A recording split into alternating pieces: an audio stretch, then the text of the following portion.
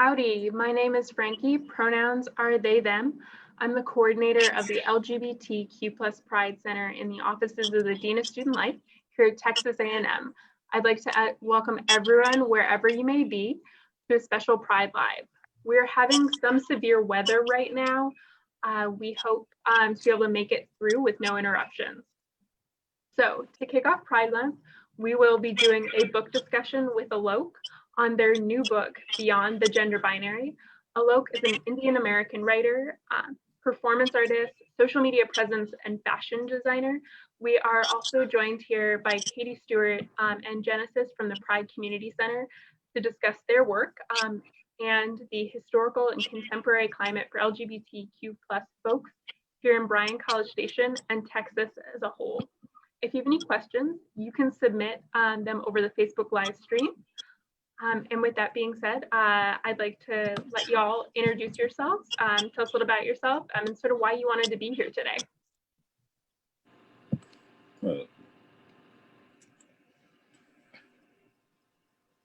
I guess I'll defer to Katie first. Okay, that's fine. I'll do that. So Katie Stewart, goddess pronouns, if you would, or I guess I'll settle for she, her, hers. Executive Director of Pride Community Center.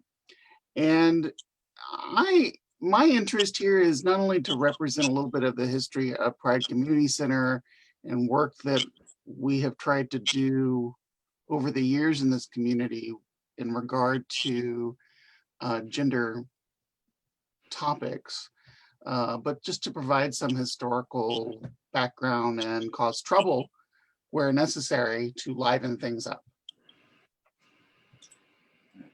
Okay. Hi, my name is Genesis. I use they, them pronouns, and I'm secretary of PCC. I am here partially just because I am a non-binary trans person of color, but also because I'm fundamentally curious as to, I've read a bit of like the previous work, how someone who came from this environment was able to get themselves to where is, and then also how that relates back to living where I currently do. It's sort of like a reconciliation for a bit of understanding. I'm so excited to speak to my hometown, and I feel like knowing that you exist, Genesis, is making me so happy right now too.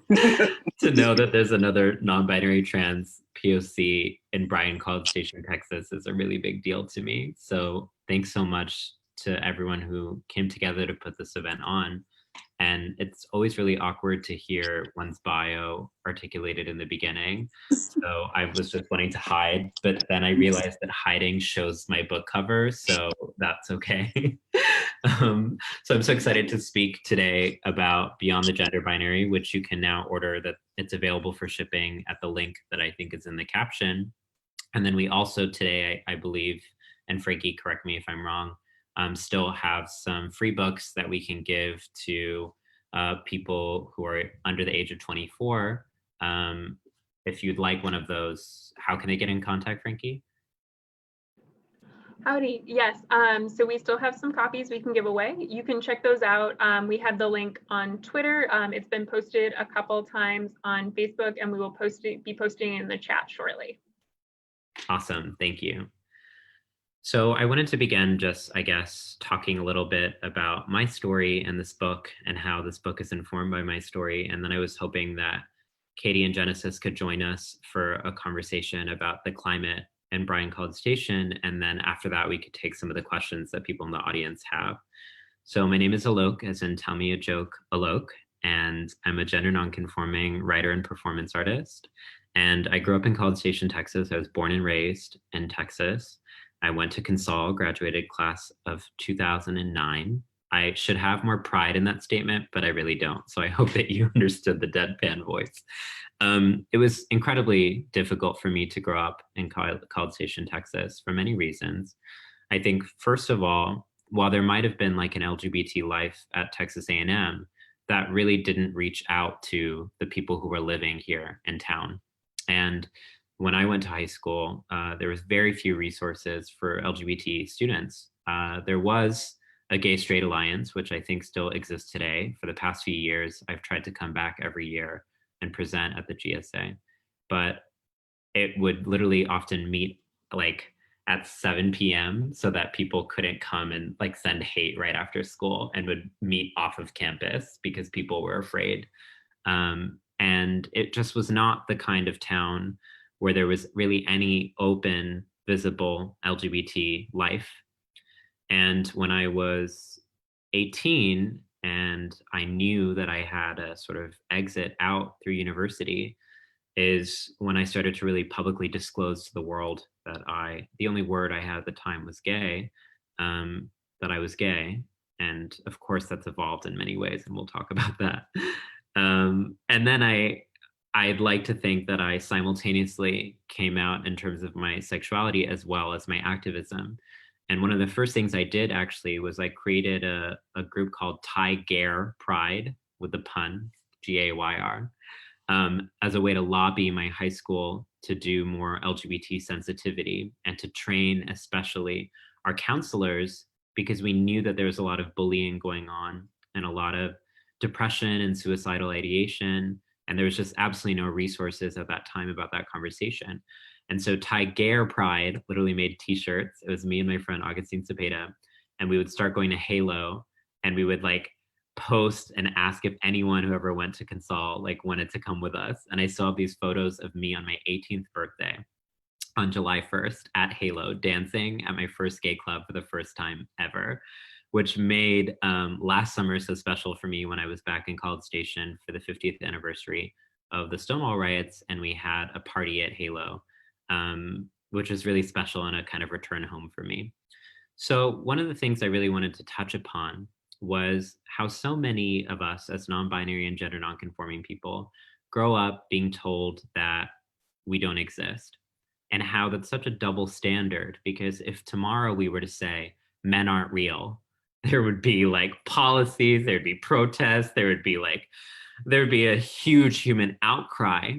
And if we told men, you're just making up words to describe yourself, the way that you dress is just extremely stereotypical and you need to stop. And we erased any contributions that men made from history.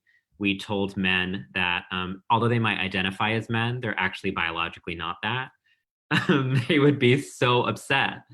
But what often happens is when these kinds of gross, egregious forms of discrimination are implemented on trans and non-binary people, it's just seen as reality. It's not seen as political choices. And one of the things that I really want to reiterate is that reality is defined by people with power. And it's actually their choices and their particular experiences that get universalized as just the way that things are. So I grew up being told that it was somehow socially permissible to divide billions of people into one of two categories, and to come up with a whole arsenal of stereotypes about each one of those categories that if you didn't comply with, there'd be severe punishment. So I remember when I was in 5th grade, someone literally said that if I liked Coldplay, the band, that means I must be gay. Like, those were the kinds of gender binaries I grew up with. It wasn't even necessarily about what you wore. It was literally like at the level of your interests.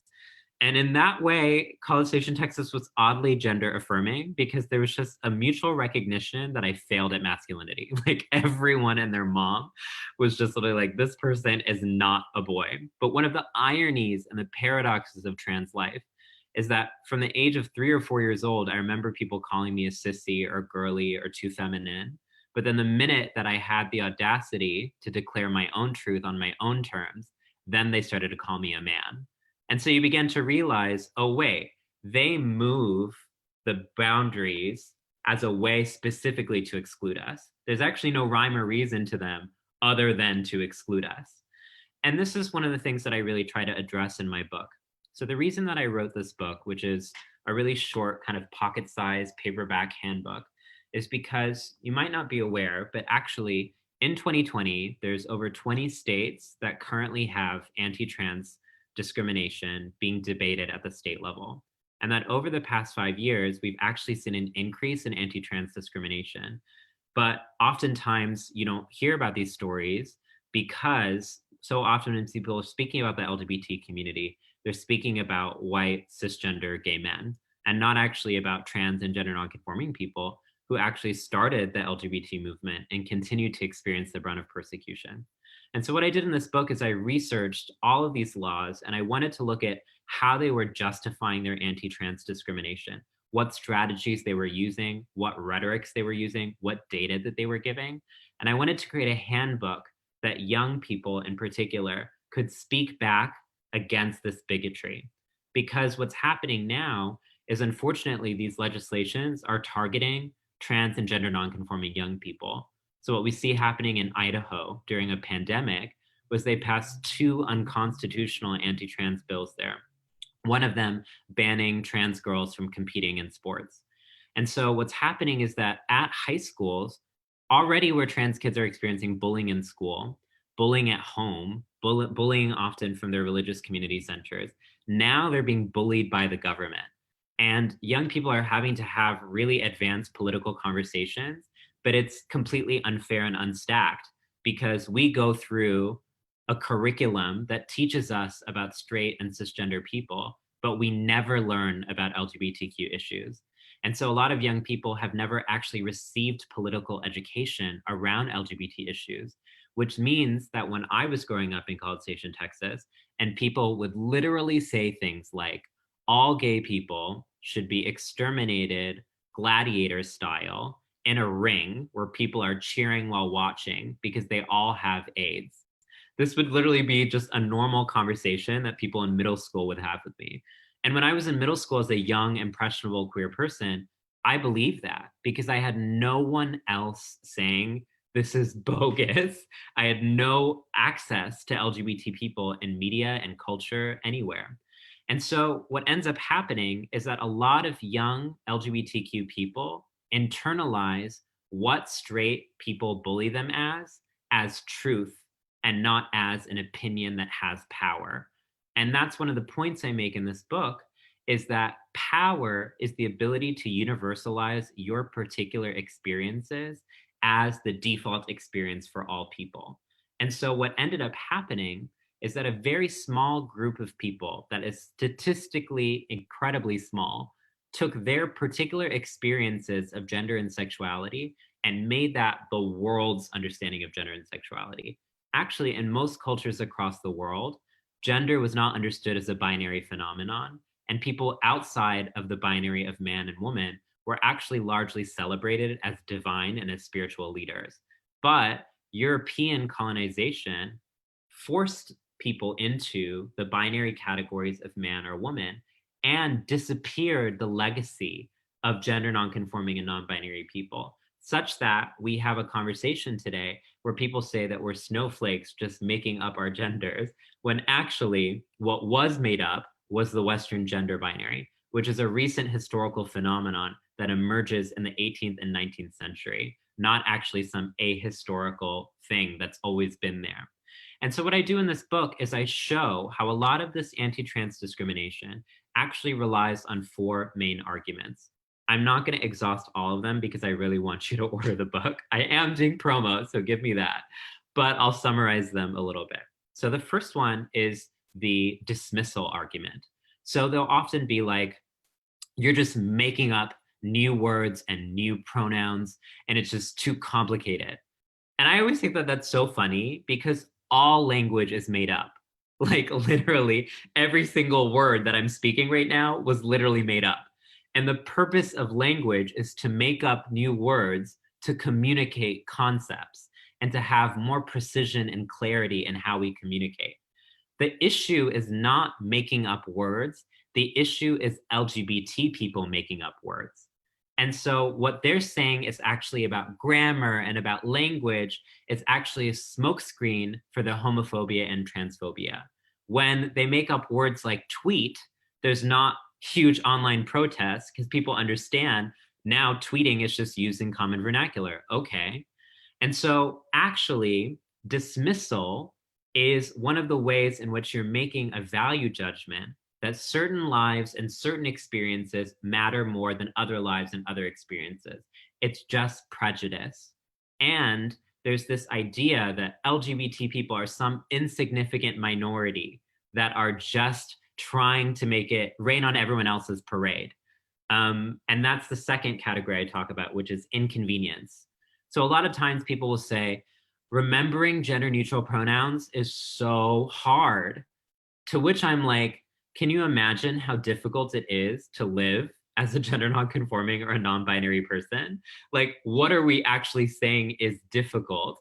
You having to relearn language to describe someone, which, by the way, you do every time someone loses their maiden name, every time someone changes their nickname, and you remember each individual person's name. You don't go around calling everyone who identifies as a woman Emily and everyone who identifies as a man Jake. You understand that each person has their own particular name, and we don't see that as an inconvenience. So that's another way in which the rhetoric of dismissal and inconvenience are smokescreens that cover up people's actual homophobia and transphobia. Then the third argument we see is the slippery slope argument, which is if we allow trans people to self-determine their genders, then pretty soon they're going to start identifying as frying pans, or pretty soon we're going to see the decline of Western civilization. To which I ask, in the midst of a global pandemic where we have over 100,000 people dying because of the failure of political administration, you're really going to scapegoat and demonize one of the most vulnerable groups on earth as responsible for the decline of civilization? Like, I think that there's a lot of other people we need to be holding accountable for that. And what also is happening there is you're conflating multiple issues. What we are talking about is gender self-determination, not frying pan self-determination, which I'm sure some people might be interested in having that conversation afterwards. We're here for digital drinks, hit me up. I'm down to have an argument. But right now, we're talking about gender self-determination. And when people will always say, it's just gonna bleed to chaos, it's like, hey, actually, if you looked at cultures across the world, rather than thinking that the United States was the arbiter of everything new and innovative, you would see that governments like Nepal have actually formally recognized third gender people, that in a lot of places across the world, it's a lot easier to have gender recognition of non-binary identities. And that in fact, there have long been indigenous societies that respected people outside of the gender binary system. This is not some new thing in the world, it's a new thing to Western culture. And then the fourth argument you see often in this legislation and in the arguments used to justify anti-trans discrimination is biology. And unfortunately, this one frustrates me the most. In this moment where we're critiquing how our relatives, our distant relatives, are posturing themselves as epidemiologists who somehow have the hot takes on exactly what's going on with this virus, even though they have no medical training, and we're actually being like, hey, listen to the experts. Can we bring that same energy to the realm of biology? Because actually, all of these random cis people have officially just magically apparated PhDs in biology, even though they don't even remember what they learned in sixth grade biology. Actually, the top biologists in this country are here to let you know that sex is not a binary system, and that actually dividing sex into a binary is a recent cultural and social phenomenon that happened in the Western world. And that in fact, the term biological should not be synonymous with reproductive. Biological just means living matter, which means I have a biological ear, I have a biological nose, I have biological lips. And then in fact, within the category woman, there's more biological differences among women than there are between women and men, because women come in all shapes and sizes, all body mass distributions, all hair distributions. What you are essentially saying when you say biological woman is that you can divide billions of people into one data set of what a woman should look like, which to me sounds like one of the most sexist things I've ever heard in my entire life, that we can reduce women to their ability to have children. I'd like to think that there's more ambitious goals that we have in the world than whether or not we can procreate. I have a lot of dreams and ideas, and I put together a really mean outfit. I have a lot of things that matter much more than my ability to give birth. And birthing is not synonymous with womanhood, considering that there are many cisgender women, and cisgender is a term used to describe people who identify with the gender they're assigned at birth. There are many cisgender women who cannot actually get pregnant and who do not actually menstruate.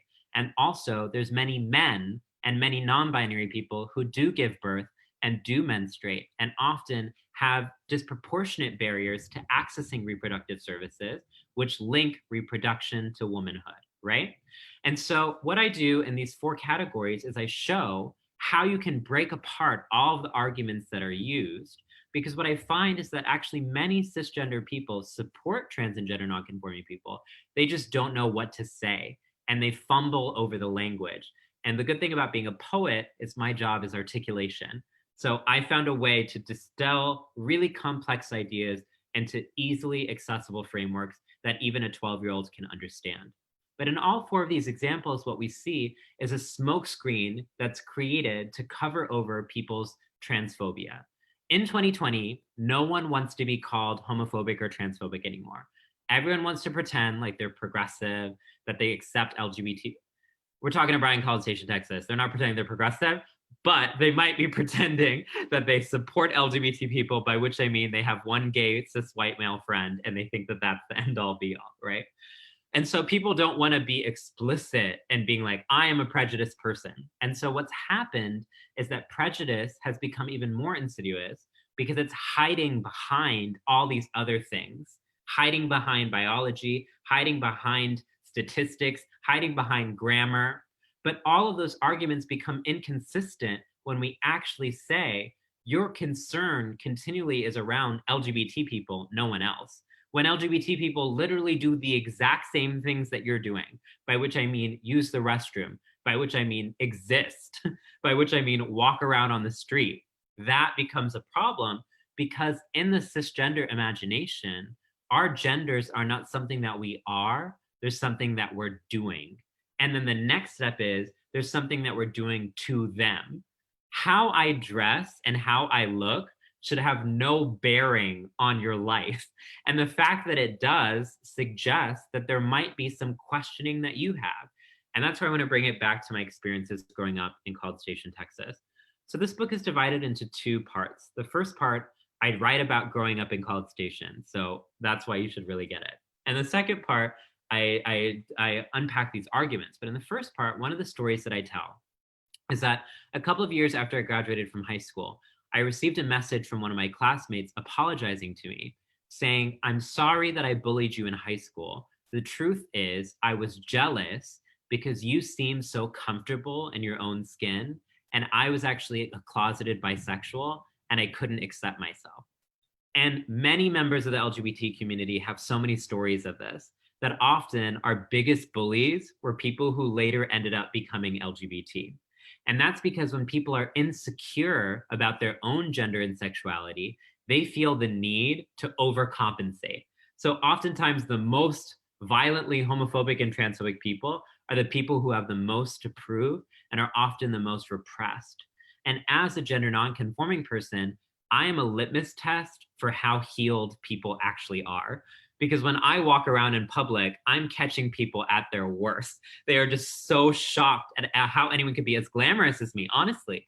And so they just literally wilt because they're just showing me where they're at in their healing journeys. And what I've learned is actually, there are no such thing as transgender issues. They're issues that non-trans people have that they're taking out on us.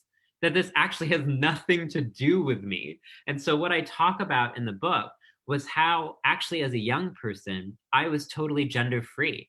I used to wear my mom and my sister's clothes, dance around to the latest Bollywood songs, and I was just living my best life and no one had an issue. But then it became an issue once I was meant to grow up because there's this idea that in order to become an adult, you have to become gender conforming. Now it's like, okay, put away all of your fun stuff. It's time to grow up and commit your life to a bunch of mediocrity and misery, right? And so I had to literally conceal what I'd been doing forever, and it became seen as something unnatural. But what I realized is that it was other people's shame, not my own shame. It was not that I felt bad or wrong or incongruous. It was that other people were saying that I was the problem. And so what I began to realize is coming out for me was actually about emancipating myself from other people's shame. And when I first came out as gay, then I came out as queer, then I came out as trans, then I came out as non-binary, each one of those moments were about emancipating myself from the shame of other people. And the truth is, we exist in a culture that congratulates people for conforming and punishes them for being creative. And what I wanted my book to actually be an argument for was the power of creativity, that love should not be linked to our ability to disappear ourselves, make ourselves into the image that other people want us to see, but rather that love should come from a recognition that people are fundamentally and astronomically different from one another, and that that is something beautiful, and that sexual and gender diversity is something that has always been around and will always be here, and that is something beautiful. And that actually diversity in body shape, diversity in ability, diversity in race, diversity in class, all of these things are important and actually strengthen a society. We've been misled into thinking that conformity is a solution, but once again, look at our handling of this pandemic. And so one of the points that I really want to leave you with today is that I don't believe that trans and gender nonconforming rights are just about trans and gender nonconforming people. I don't believe that this is a minority struggle or a minority issue. I believe that all people should be able to experiment with their gender, to choose their own gender, and to be able to declare their own gender. So when I'm fighting for trans rights, I'm not fighting for just trans people. I'm fighting for everyone, regardless how they identify, to be able to change their mind around their gender and to be able to actually legally pursue recognition in that gender. Also, trans and non-binary people are fighting for the right to self-authorship. And self-authorship means the ability to say, this is my name, this is my life, this is how I prefer to be referred to, shout out to Goddess. This is who I am, and that other people, if they actually care about you, need to meet you on your terms. That is a lesson that everyone can learn, which is you are allowed to define your own life. You do not have to live anyone else's narration of what your life should be. And spoiler alert, if you do, you will die unhappy, because if you spend your entire life trying to be someone else's fantasy, you don't even have an own relationship with your dreams. To which a lot of people ask me, Alok, how do I develop a relationship with my own dreaming? How do I know who I am? And this is, I think, the most profound lesson that trans life has given me, and especially my experiences here in College Station has given me. I knew that I could lose my safety. I knew that I could lose my friends. I knew that I could lose access to a lot of my family. I knew that I would lose the ability to have a kind of mainstream job, because there are very few places in the world that will take someone with a beard and lipstick and a 6-inch heel. I'll tell you that. I knew that there would be so many challenges in my life, but what I also knew was that I knew myself. And there are very few people in the world who can actually say, I know who I am, not who I'm not, because many people know how to say, I'm not that, and how to define their identity by policing out other people. But very few people know how to actively, proactively say, I am this. And I think what the reason the trans community is so persecuted is because people are jealous rather than actually asking for help. You perceive us as a threat when we are an invitation to another way to be. And that way to be is a vulnerable way. During this pandemic, trans and gender nonconforming communities have been showing up for each other in really beautiful ways. And that's why I decided to do this LGBTQ youth book drive, is because I know the legacy of trans people in this country is that we share resources because we understand how difficult it is to get a job or to have access to housing or to have supportive family members. And that one of the best parts about being trans is I thought growing up in College Station, Texas, that coming into my truth would mean that I would live a life of loneliness. But in fact, it's actually helped me meet the very community I've been trying to meet my entire life. I have vulnerable, interdependent relationships where I can be honest about what I feel, where I can speak about trauma and hardship, and I have people who can actually speak to me about the things that actually matter versus the sort of banal questions about like when I'm getting married. There's so many other more interesting things I have to talk about. And so I wish that I could go back and tell my younger self, and I can't, which is why I wrote this book and why I'm speaking to you now, that even though you're most afraid that no one will actually love you, The people who say that they love you, but only love you for your ability to live a lie, that's not love. And in fact, love is on the other side. It might be a long time. It might be very painful. You might lose so much.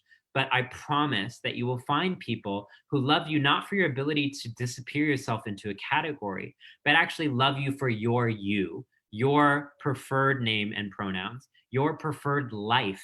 Because this is not just about my gender. This is about a life force. It's about being able to say, this is the kind of energy I want in my life. Okay, I'm so proud of myself because I was looking at the time the entire time to be like, because I have been on these webinars where I end up speaking for 6 hours, then we're like, oh, well, I'm like, why is no one there? Because you can't see if there's an audience, so you just keep going. And I'm trying to figure out the Zoom era. So in the new Zoom era, I've been really trying to time myself, and I think that I did that. And so now we're going to transition to speaking to Katie and Genesis, which I'm so excited by. And I have some questions for y'all. And then maybe we can go to the group questions as they're coming in from the audience. But I guess Katie and Genesis, I would love to hear, I'm freaking out that this resource exists in my hometown. I want to support you as much as possible. Can you maybe let folks watching who don't know anything about your organization know a little bit about how it came to be and the kind of work that y'all are doing?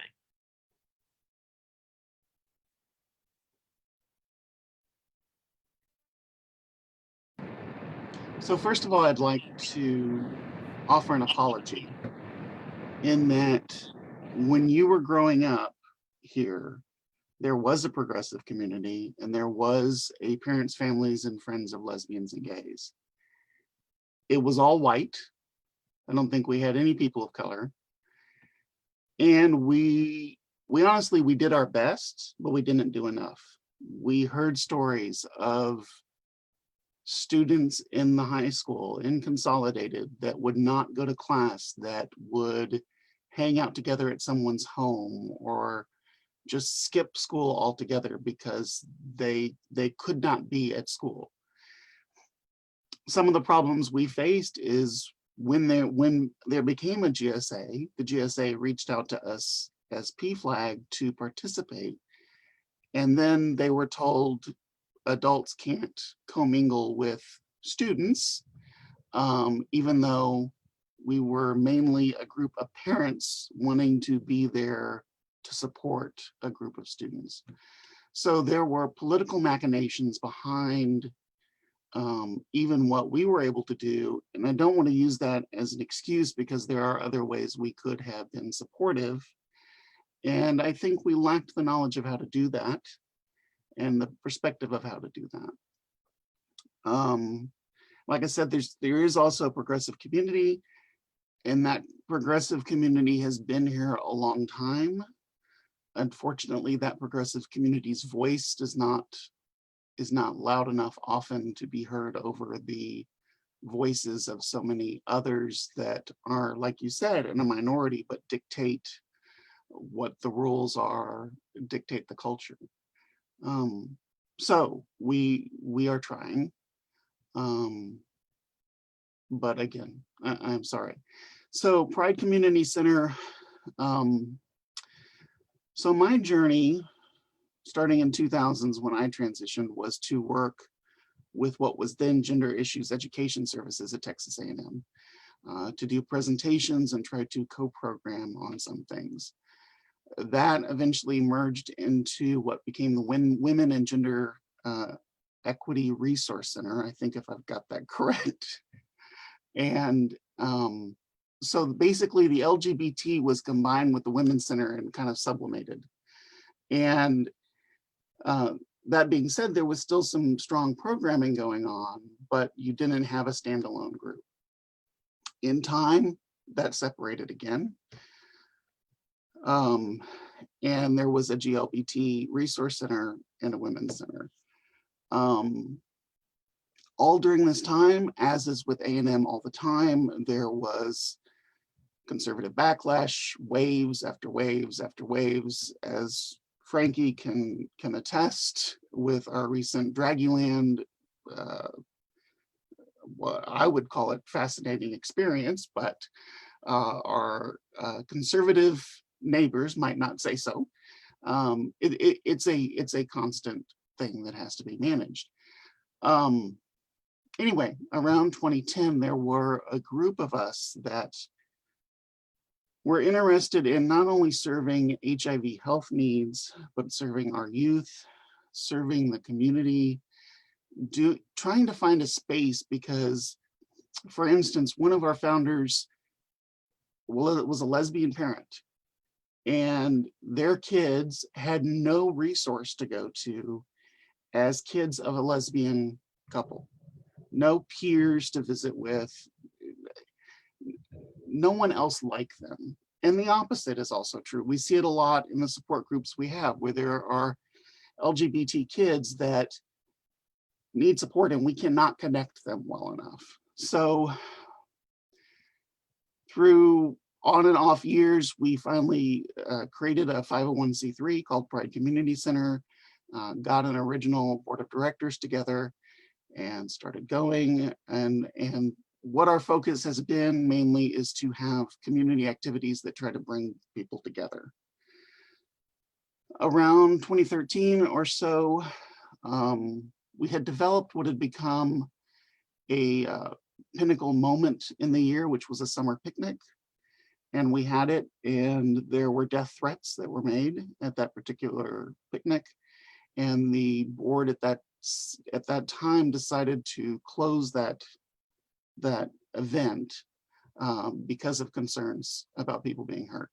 A wise move, but a move that kind of took the wind out of our sails. So Pride Community Center kind of faded into oblivion for a couple of years and recently came back. And our focus, we have several initiatives. So let me try to explain them, to explain what we're trying to do. So one is a community engagement initiative in which we actively try to hold activities that celebrate LGBT people, but also can involve the community. At the same time, part of that is being involved in community activities, but bringing LGBT presence to them. So for instance, College Station has a trick or treat event every year. This past year, we were there with a booth, handing out candy to hundreds and hundreds and hundreds of kids. It drove us nuts. But you hear things like, oh, I didn't know we had a center here. And kids recognize that sort of thing, and young adults do. So it was worth it. The other half of that is a community enhancement initiative in which we try to actively work with other agencies to not only have an LGBT voice at the table in regards to things like healthcare policy locally, healthcare initiatives locally, homelessness, any other agencies we can interact with. Currently, we're part of the Brazos Valley Coalition on the Homeless, as well as the Brazos County Health Coalition. And we have a quarterly meeting where we get together with all other agencies and share resources, share ideas, and try to help each other out. One of our other initiatives is education, specifically mental health, HIV, AIDS, breast cancer awareness. And I know I'm forgetting one, but we try to cover as much of the health disparities that our community faces, the LGBT community, and address those in a way that is sensitive and lifts up our people. So one of my dreams is to have a free mammography clinic where trans men can get, and non-binary men can get mammographies for free. We're a ways away from that. That takes time, but that's one of my dreams. So initiatives like that. We also have 2 support groups right now, a gender affirming support group and a sexuality affirming support group. Honestly, although the gender affirming one has been going longer, since about 2015, we have had all ages show up, and that's great. And we want to continue that. We also want these to get big enough that we have to split off into other groups specific to youth, specific to older ages, and give everyone the support they need.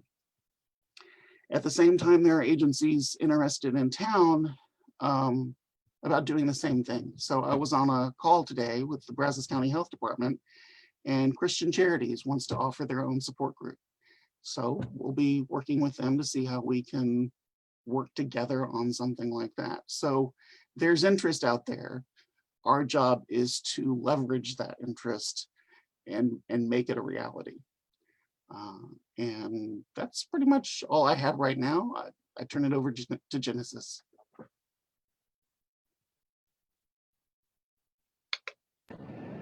Okay, so I think that something that was alluded to by nearly everyone who has spoken so far is the difficulty of living in a town like Bryan College Station and bridging the gap between services that are available for the university and services that are available for the community. And so the Pride Community Center is doing like a good job of that, but there still is that bit of like a bit of a disconnect. Like I am very newly on the board for Pride. My partner has been on it for a lot longer as the president. Like I said, I'm the secretary, and I've lived here for about 2 years. And I'll admit there was a bit of a I'm having a bit of trouble hearing you. Oh, can you hear me now? I think it's better, yeah. Okay, you can hear me now. Good. All right. Sorry, I didn't mean to be a commercial there. Yeah, when I first moved here, there was a lot of concern because I'll admit I lived in the Northeast and I had access. Can you still hear me? Can you hear me now? Okay, good. I'll take you off of the stand then. Don't so close to my face. Okay. Yeah. So when I first moved here, I had concerns being that I lived in the Northeast and I had access to a fair amount of resources that I was having trouble finding even via Google. I also come from professor parents, so when my dad taught at Syracuse, I had that disconnect between like having services for the university and for the people who serve the university and for the actual community involved. And so I do think Pride CC is doing a good job of that. And I do my part. I work evenings at a liquor store, and through a lot of conspicuous like flagging for things, it's like, yeah, you see this flag here that is baby blue, pink, and white. Oh, you noticed it. Here's a card. Check us out on Facebook. Like then I try to get like people, just anyone I see like more involved, because I know that like not a lot can happen unless there is a little bit more interest. And so just trying to find people, especially those people who look like, or honestly people of color and Black people getting involved is a bit more difficult, because sometimes when I've encountered people, they see it as, well, they see a lot of like quote unquote trans issues as being something that is removed from them because they associate it with intellectualism and academia. And in a space that is so clearly like broken apart by those who are affiliated with university and those who are not, it becomes difficult for them to even sometimes see themselves as being, even having agency as being part of this community. And I have no clear answer on how to move forward with that, but I do the best that I can with like seeing people and being as open as I possibly can. Because people ask and then I respond, and then they'll do that, especially at the liquor store, they do the, and then like they'll just walk off the way in like their own little maroon truck. But I know that even just by existing and not trying to minimize myself or become like the thing that people would want me to be, or projecting onto me, then I can offer some sort of visibility, because education is paramount. And for a lot of these people, a lot of people in general are so used to going through the motions that they forget that they can even ask a question or step outside of what they're used to seeing. But then I also struggle with because I understand the whole cis people definitely think of us as like doing gender, but then I'm like, are we not? Gender is a construct. Wait, no, bring it down. I need to like talk to them about something, like some sort of terminology before we start deconstructing what gender even means. But yeah, the Pride Community Center is growing. It's coming there, and I'm glad that it's here, because I do have friends back home who ask me, why would you put yourself in a place in which it's not as easy to be? And I'm like, because it needs to be easier for someone like me to be here. That shouldn't make it so that like people should stay away. It should be safer and better for everyone, not just easier for some. That's it. I'm excited about your book though, especially because with the combination of your book and like a chat book of like the clobbering verses that people use from the Bible, no kid here would have to worry about defending anything. They would literally have all the toolbooks in order to protect themselves. Like, yeah. That's it. Frankie, have we had any questions come in from the Facebook screen? Yeah, we have a bunch of questions. So we have about 4 or 5 of them, and then I will let people have some final thoughts if that sounds good. All right, I'm getting smiles and head nods. All right. So the first question we have, Alok, as you've come from a place where you can live your truth, do you have recommendations for those who are not able to live their truth but are trying to find the path? Totally. What a great question. Thank you. So I don't think it's a one size fits all, but I can speak about my life. So one of the things that I have been trying to be better about is oftentimes when I describe my life growing up here, I focus on how hard it was, but there was also incredible resiliency strategies that I developed. I literally started writing poetry when I was 12 years old, which is really incredible in retrospect. And I would just like sit alone in the corner of my room crying to the latest emo music and just like writing really good / bad pre-Tumblr poems because Tumblr wasn't allowed yet or even around. And art became how I processed the harassment I was experiencing, as well as how I wrote myself into existence. And that has been so instrumental to the way that I teach now, is I try to tell people that having an art practice is actually a really amazing way to figure out what actually matters in your life. And I believe that everyone can have an art practice, not just people who are artists. And you don't have to be like good, you just have to try it. And when you flex your creativity in that sort of way, you begin to discover things about yourself. Awesome, thank you. So this is a question for the Pride Community Center. How can people get involved with you?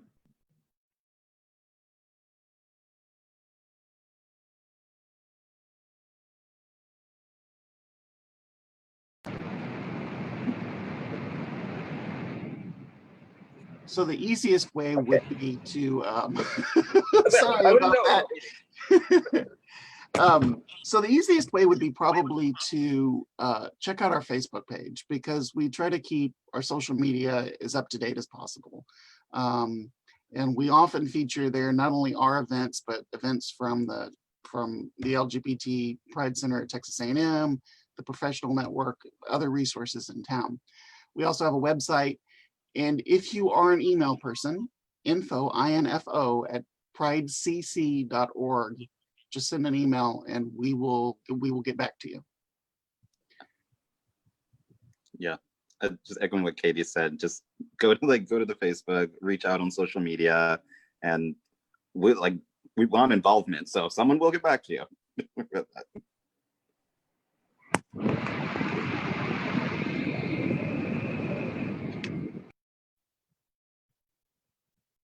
Awesome. So our next question is, I've come across a bit of controversy inside the LGBT community about trans and non-binary being 2 separate identities. How would you respond to this? And it doesn't have a direction, so anyone can respond. Sure, I'll take it first, and I'd love to hand it over to either of y'all as well. So I think it actually is up to each person on how they self-identify. So there are some trans people who identify as non-binary, and there's some non-binary people who don't identify as trans. I am a trans person who identifies as non-binary. And I don't think that it's okay for other people to say, you can't do that, you have to choose one, because we're just doing the same kind of gatekeeping that has been done to us our entire life by straight cis society out onto one another. I think that there's conversations there to be had about particular experiences, but I think so often what happens is non-binary gets conflated with not medically transitioning, and binary trans people get conflated with medically transitioning. And that's troublesome because there are some trans women and trans men who don't actually pursue medical transition. And there's some non-binary people who do. And actually many non-binary people who do try to access hormone therapy are often denied because you have to often disclose yourself as a binary person in order to even get access to medical services, right? And so I think it's really important that we allow self-definition. And if we want to have conversations around specifics, we can still have those without policing people's identification.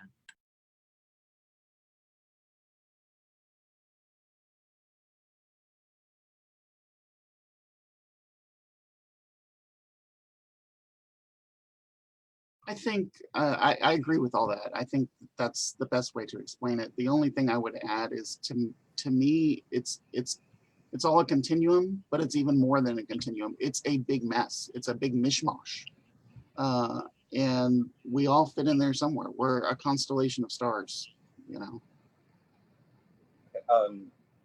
Yeah, sorry, that the part in which you explicitly spoke about having to access HRT and having to present yourself as a binary person definitely spoke to me, because that is exactly something that I had to go through. But yeah, self-determination. For some people, because I know non-binary lesbians, I know trans people who are non-binary, I know people who are non-binary who would not identify themselves as trans. But yeah, like Alok said, if we spend too much time policing language that way, then it is just as bad as the people who try to police us. When I find that question posed, when people try to separate the two as to two separate things, which people have all right to do so, it often has turned out that the person I'm talking to is going through some sort of determination for themselves, in which they are trying to like find out what being trans means to them and what being non-binary means to them. And so it's often seems to be a projection of trying to make it easier for them to assess what's in front of them that they don't fully understand. Yeah. Awesome, thank y'all. And then someone was asking, what age group is the book targeted at? So this book is written at a 12-year-old and up reading level. So 12 to 99, or even beyond 99. So 12 to like the oldest person on earth. That makes me want to go to the retirement facility across the way and hand it to someone I know who's 108 and just be like, you're never to learn. Oh, man.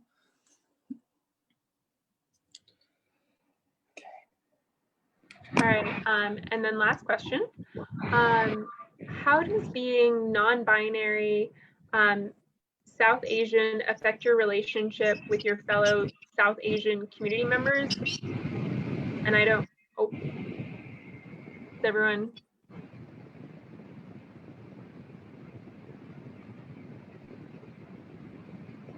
I think Alok is frozen.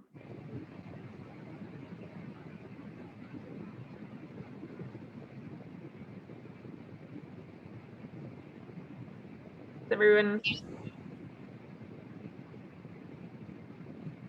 can see Katie and Genesis. Can you? Yep. Okay. Alok. Oh, we may have lost Alok. Okay. Hopefully they will be able to. Oh, there we go. We're getting a connection. Hi.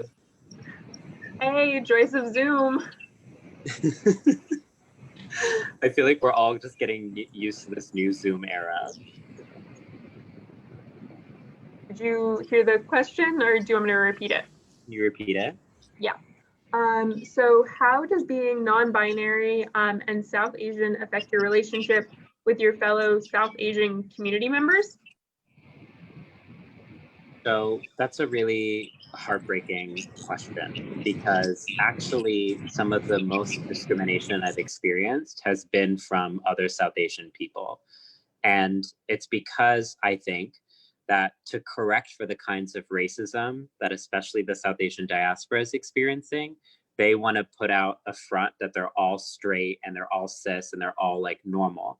And there's this kind of quote unquote normal. There's this kind of narrative of like, we already have people staring at us. Let's not bring more attention to ourselves as a way to like avoid harassment or discrimination. And so rather than embracing trans and non-binary people, most trans and non-binary South Asian people I know don't have familial acceptance. I'm one of the few people that I know that does. And in fact, many people are told that they are picking this up from white culture, which is just so ridiculous because there have been non-binary expressions in South Asian culture for thousands of years, and that conveniently gets forgotten. And then I think also, in particular, South Asian women, and I've been talking to a lot of people about this, South Asian women have been made to feel as if their femininity is not valid because the way that we often define femininity in the US is through white femininity. So a lot of brown women feel like they're masculinized, and then a lot of brown men feel like they're feminized. And so when they see us accepting our truth as gender nonconforming people, they default that into, oh my gosh, that's what white people see me as. To which I say, if we live our entire lives based off of our fear of what white people see us as, are we really going to get anywhere?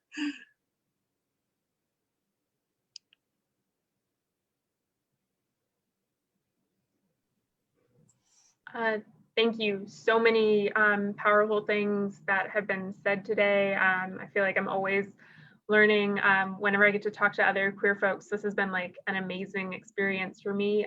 We just wanted to give y'all the opportunity to give any final thoughts, feelings or comments, you know, whatever you feel you want to say in this moment, we would appreciate.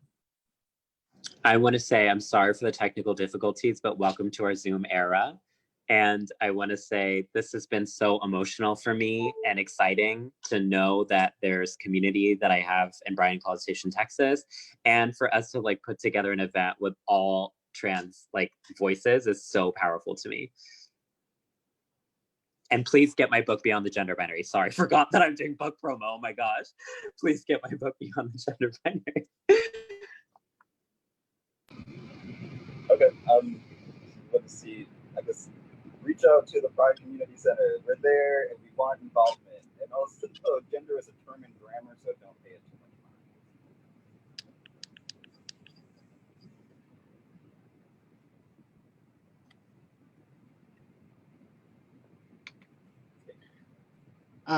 So definitely reach out to us. I highly recommend. Genesis, did you have more to say? I'm sorry. No, I'm just dancing with like. Oh, okay, awesome. Definitely get the book. You know, I don't know how many copies we have left for free, but try to get one. And if not, just go buy one. Just go buy one. What was said about this my word's not working right now, but this idea of uniformity of monolithism exists in the white community as well. And Pride Community Center is a place in which we try to break that apart. We do not stand for one kind of person. We are all, I like to use, personally, I like to use the whole monster motif from, you know, our favorite musical artist, that we're all monsters, but we are all beautiful creatures, right? And is, I'm sorry, but especially as white people, we try to whitewash that. We try to make it that we're all the same, and we're not. Even among cis white people, not everyone is the same. And we got to be vulnerable enough and courageous enough to accept that in others and show it ourselves.